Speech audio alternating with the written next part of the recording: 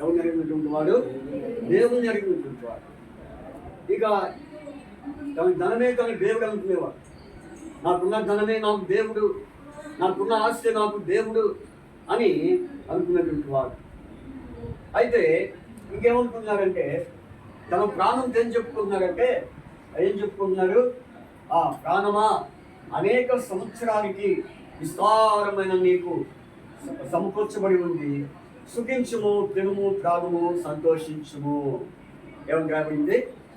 ఇప్పుడు ప్రాణంతో చెప్పుకుంటున్నారు. దీన్ని బట్టి చూస్తే మనకేమర్థమైంది చెప్పండి? ఇక అతనికి దేవుడు లేడు, ఎవరు? కాబట్టి మరి అతను ధనం మీద ఎక్కువగా మనసు పెట్టేవాడిగా ఉన్నాడు. అయితే ఒక రోజు వచ్చింది. ఏ రోజు ప్రాణం పోయే రోజు వచ్చింది. ఏమొచ్చింది? ప్రాణం పోయే రోజు వచ్చింది. అయితే ప్రాణం పోయే రోజు సంభవించినప్పుడు అక్కడ ఆస్తి తనకి పోయిందా? చెప్పండి. తనకున్నవన్నీ తీసుకొని పోయాడా? చెప్పండి. తీసుకొని పోయాడా? మరి ఏం చేశాడు? సమాధి పెట్టుకున్నాడా? చచ్చిపోయిన ఆయన ఏం చేస్తారు? సమాధి చేస్తారు. సమాధిలో ఉండేవారు చచ్చిపోయిన లేదా బంగారము, లేకపోతే ఒట్లు, బియ్యం అన్నీ వేస్తారా? అంటే తను చనిపోయే టయానికి ఒక్కడిగా మిగిలిపోయాడు. తన ఆస్తి మరణాన్ని కల్పించిందా? చెప్పండి. తనకున్న ధనం మరణాన్ని విడిపించిందా? మరణం నుంచి కాపాడిందా? కాపాడింది. కానీ ఇప్పుడు ఏమనుకున్నాడంటే, నాకంటే ఈ లోకంలో ధనవంతుడు ఎవడను అని అనుకున్నాడు. నిజంగా అనే పర్యాలు మీకు ఏమనుకోవచ్చు చెప్పండి? నాకంటే ఫస్ట్ క్లాస్ వచ్చేవాళ్ళు లేరు, నాకంటే మంచి మార్కులు వచ్చేవాళ్ళు లేరు, లేకపోతే నాకంటే బాగా చదివేవాళ్ళు ఎవరు ఉన్నారు నా క్లాసులో, నేనే ఫస్ట్ ర్యాంక్, నేనే ఫస్ట్ అని అనుకున్నారు వేరే మీలో ఉన్నారా లేదా?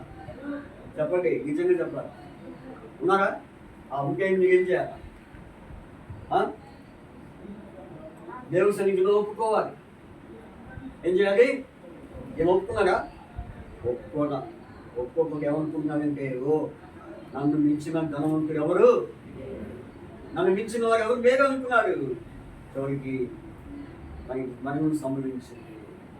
అందుకనే ఈ ధనవంతులు ఎవరంటే దేవుని ప్రేమించారు. ఎవరు? మీరంతా దేవుని ఎరిగారా? ఎంతమంది దేవుని ఎరిగారు? చెప్పండి. ఎంతమంది దేవుని ఎరిగారు? చూపించండి. అంటే మీరు ఎవరు దేవుడు తెలుసుకోలేదా? దేవుని ఎరిగావు. మరి ఎప్పుడు ఎరిగావు? ఏ రోజు ఎరిగావమ్మా? ప్రతిరోజు ఎరుగుతున్నావా? ఈ పాప ప్రతిరోజు దేవుని ఎరుగుతున్నా. సరే, నేను ఎప్పుడు ఎరిగాను తెలుసా? సంపూర్ణంగా 1995 ఎవరు పుట్టారు ఇక్కడ? 95లో ఎవరు పుట్టారు ఇక్కడ? నేను పరిపూర్ణంగా దేవుని ఎరిగింది 1995 సెప్టెంబర్ 22, 22వ తారీఖు నేను దేవుని ఎరిగాను, మారు మనసు పొందాను. అప్పటి నుంచి నా యొక్క మనోనేత్రాలు తెరవబడేది. అప్పుడు నా హృదయాన్ని దేవునికి ఇచ్చాను. ఈ ధనవంతుడు తన హృదయానికి దేవునికి ఇవ్వదా? ఇచ్చాడా? కాబట్టి మరి మనం గమనించాల్సిన విషయం ఏంటంటే, మరి మన ధనము మనకు అక్కడికి రాదు, ఆస్తి అక్కడికి వచ్చిద్దా? మరి ఏంటి మనకి? మన ధనం ఎక్కడ ఉండాలి? పరలోకంలో ఉండాలి. ప్రభు చెప్తున్నాడు. ఎవరు చెప్తున్నారు? చూడండి, ఇక్కడ మాట రాబడింది 15వ వచనం. మరియు ఆయన వారితో, మీరు ఏ విధమైన లోపములకు ఎడమేయక జాగ్రత్త పడి ఒకరి కన్నును విస్తరించుట వాని జీవములకు. చూసారండి. కాబట్టి ఒకరి కన్నుని విస్తరించుట వాని జీవములకు. కాబట్టి మీరు ఏ విధమైన లోపములకు ఏమి ఇవ్వకూడదు? ఎడమేయక. లోపానికి చోటు ఇవ్వకూడదు, లోపానికి స్థానం ఇవ్వకూడదు. అర్థమైందా? లోపం ఏం చేస్తుంది? పాపంలోనికి నడిపిస్తూ ఉంది. మీకేం చెప్తాను లోపం అంటే? లోపం అంటే అర్థమైంది, తనని కాని దాని మీద ఆశించడమే లోపం. అర్థమైందా? కాబట్టి మీరు ఎవరైనా సరే మీ కుటుంబానికి చదువు విషయంలో కానీ, వస్తు విషయంలో కానీ, ఏ విషయమైనా సరే ఆశించకూడదు. ఏం చేయకూడదు? మీరు ఉన్నా బాగా ఆశలో ఉన్నారా? కొంతమందికి ఏం చూస్తే ఆశ, బంగారం చూస్తే ఇది నేను ఎప్పుడు వేసుకుంటాను, ఎవరు వేసుకుంటే ఇది ఎప్పుడు వేసుకుంటానా, లేకపోతే పట్టి ఉంటుంది కొంతమంది అట్లా నేను ఎప్పుడు వేసుకుంటానని ఆశ. ఉందిగా ఆశ ఎవరికి? ఉందిగా చెప్పండి. అదే ఆశ, నేటి ఆశ, మైండ్ ఆశ, శరీరాశ. ఏ ఆశ అది? శరీరాశ ఉండకూడదు. శరీరాశ దేనికి దారి తీస్తుందంటే పాపంలోనికి దారి తీస్తూ ఉంటుంది. యూట్యూబ్లోకి వేయండి, యూట్యూబ్లో ఇక్కడ సించే. కాబట్టి మనం చూస్తే కనుక మరి ఈ ధనవంతుడు ఏం చేశాడు చెప్పండి? తన సొంత వాటి మీద ఎక్కువగా మనసు పెడతా వచ్చాడు. తనకున్న దానిని మరి తన అనుభవించాడు, కానీ ఎవరికి ఇచ్చేవాడు? ఒకసారి వాళ్ళ ఇంటికి సహోదరులు వెళ్తే ఎవరా సహోదరులు? దేవుని సేవకుడు వాక్యం చెప్తుంటే నాకు ఇవన్నీ అవసరం లేదు. ఏమన్నాడు? నాకు ఇవన్నీ పట్టవు, ఇగో మీకు కావాలంటే అది చూడన్నాడు, కానీ తీసుకుపోమన్నా. ఏమన్నాడు? అది నాకు కొట్లు ఉన్నాయి, ఆస్తి ఉంది, నాకు ఎంతో పనివారు ఉన్నారు అన్నాడు. చివరికి ఆ వ్యక్తి ఏమైపోయాడు చెప్పండి? కాబట్టి జాగ్రత్తగా ఉండాలి. ఈ లోక సంబంధమైనది మనకి ఏది కూడా ఉపయోగం ఉండదు. అదేవిధంగా ఒకవేళ అది దేవుడు ఇచ్చిన అది ఉండే అంటే ఎవరు ఇచ్చినట్టు? దేవుడు ఇచ్చాడు అనుకోవాలి. ఏమనుకోవాలి? దేవుడు ఇచ్చింది అనుకోవాలి. కానీ నాకు ఉందని గర్వించకూడదు. ఇక గర్వించి చివరికి ఏమైపోయాడు? చనిపోయాడు. అవన్నీ తీసుకొని పోయాడా? బైబిల్లో మీకు ఒక వాక్యం చూపించిన తీయాలి, బైబిల్ తీయాలి. తిమోతికి రాసిన పత్రిక ఫస్ట్ పత్రిక చూడండి. మొదటి పత్రిక 6వ అధ్యాయంలో ఇప్పుడు వాక్యం మీకు చూపిస్తాను. 6వ అధ్యాయం 7-8 వచ్చిన చదవండి. మన ఈ లోకంలోకి ఏమీ టాలెంట్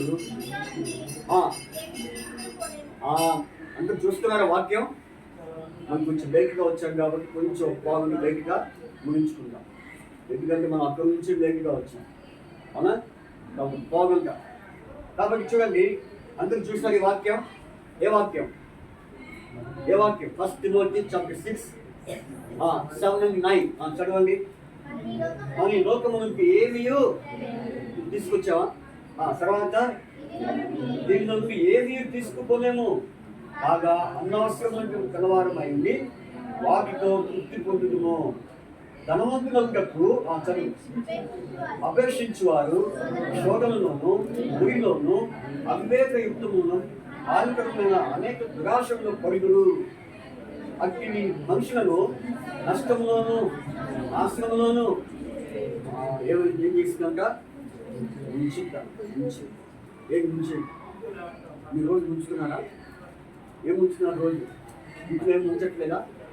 ప్రతిరోజు ఏం ముంచుతాం? భక్షణం ముంచుతాం. ఏం ముంచుతాం?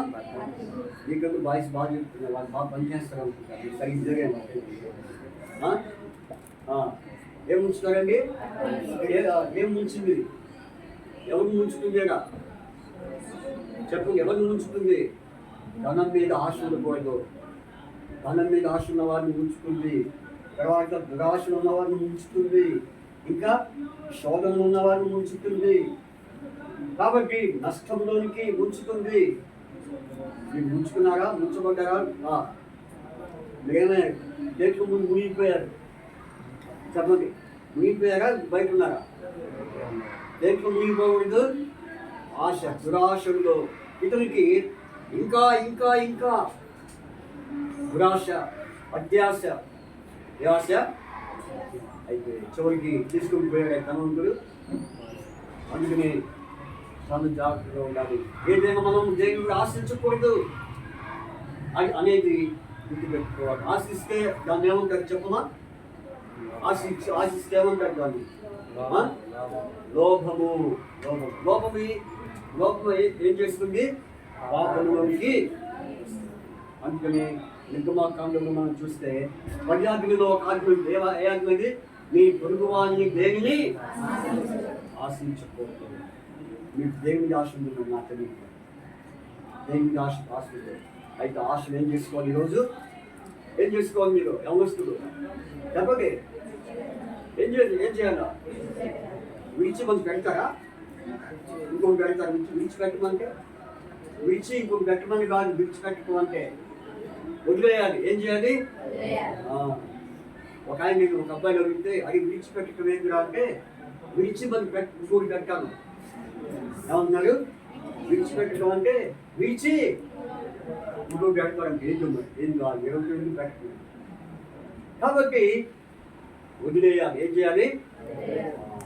అప్పుడు మీ జీవితాలు యవనస్తులు కనుక, మీరు యవన వయసులో ఉన్నారు కనుక మీ జీవితాలు పవిత్రపరచబడతాయి. ఏమవుతాయి? పవిత్రపరచబడతాయి. ఇంకొక విషయం చెప్పనా?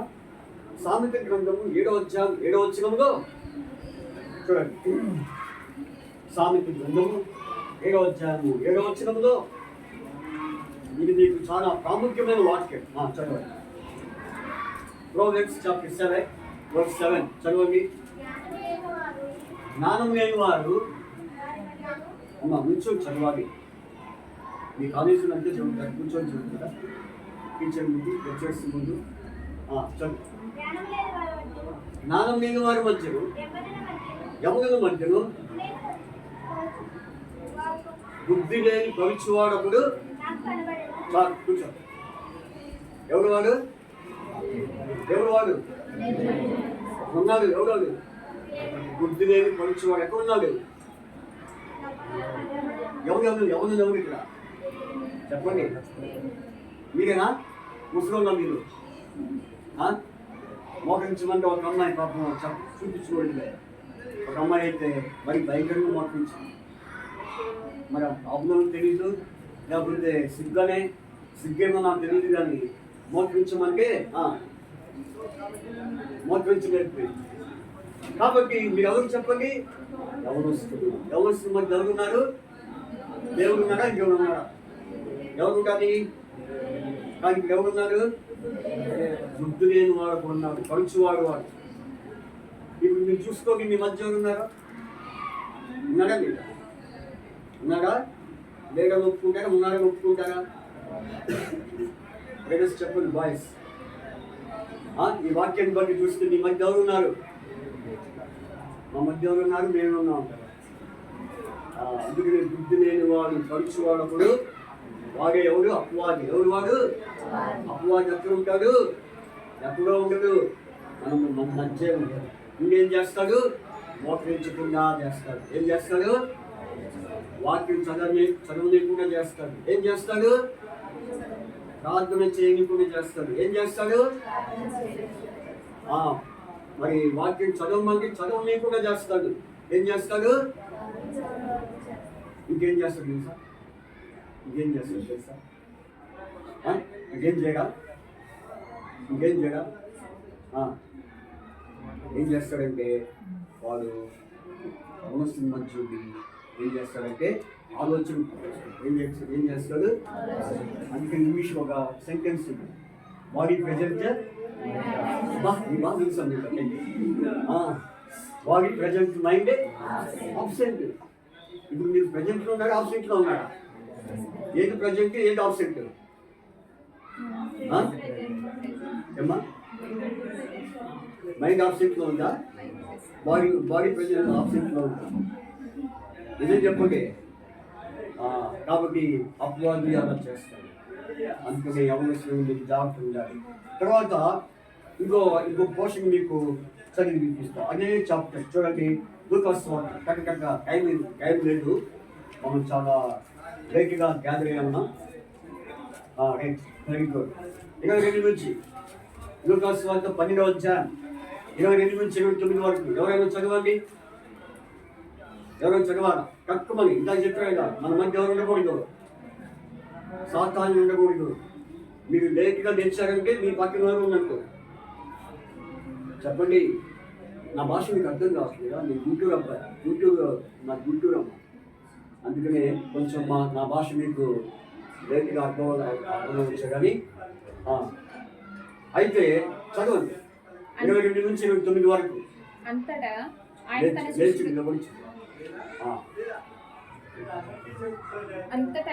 తన శిష్యులతో ఇట్లా నేను ఈ హేతు చేత మీరు ఏమి తిందుమో అని మీ ప్రాణంను కూర్చేయనను, ఏమి ధరించుకుందామో అని మీ దేహంను కూర్చేయనను చింతింపకడు. ఆహారం కంటే ప్రాణంను, వస్త్రం కంటే దేహంను గొప్పవి కావా? కాకుల సంగతి విచారించి చూడండి, అవి విత్తవు, కొయ్యవు,